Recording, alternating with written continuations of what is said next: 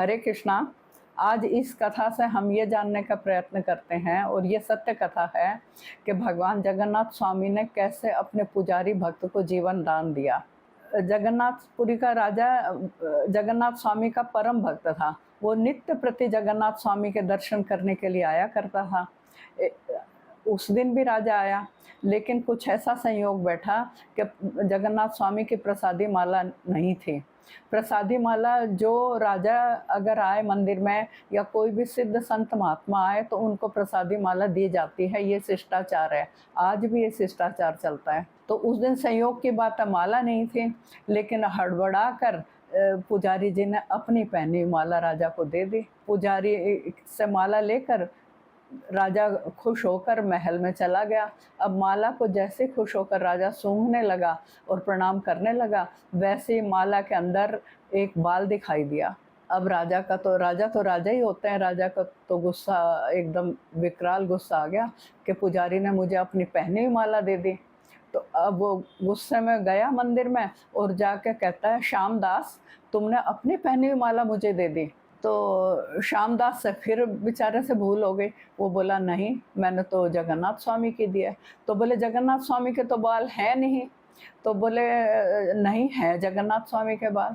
अब गलती पर गलती पुजारी से होती गई। तो बोले, ठीक है, अभी तो जगन्नाथ स्वामी का शयन हो गया, मैं सुबह मंगल आरती में आऊँगा और अगर बाल हुए तब तो तू बच जाएगा, और नहीं तो मैं तेरा सिर गलवार से अलग कर दूंगा।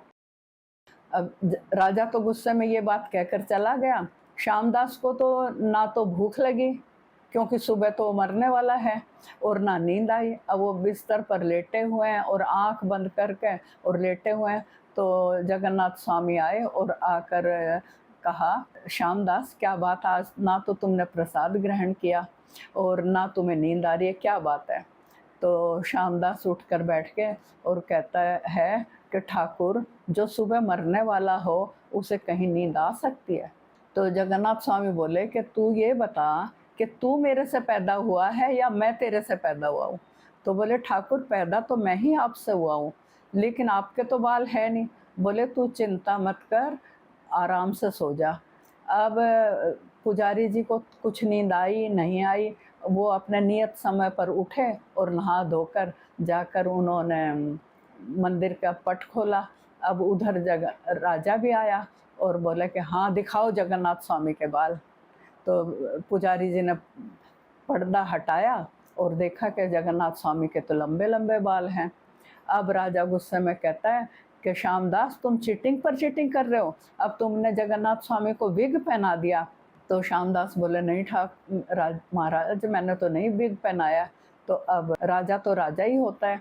फिर राजा अंदर चला गया और जगन्नाथ स्वामी के 2-4 बाल खींचकर देखने लगा कि विग है क्या, लेकिन उसमें तो खून निकल आया। बाल उखड़ गए और वहाँ से खून निकल आया। जैसे ही खून निकला वैसे ही राजा तो एकदम बिलख बिलख कर रोने लगा और पतित पावन जगन्नाथ स्वामी के चरणों में गिर पड़ा और पुजारी जी से भी क्षमा याचना करने लगा। और जगन्नाथ स्वामी को बोला कि ठाकुर, माना मैं पतित हूँ, मेरा उद्धार नहीं हो सकता, लेकिन फिर भी मैं हूँ तो आपका, आप मेरे ऊपर कृपा करें। बोलो जगन्नाथ स्वामी की जय।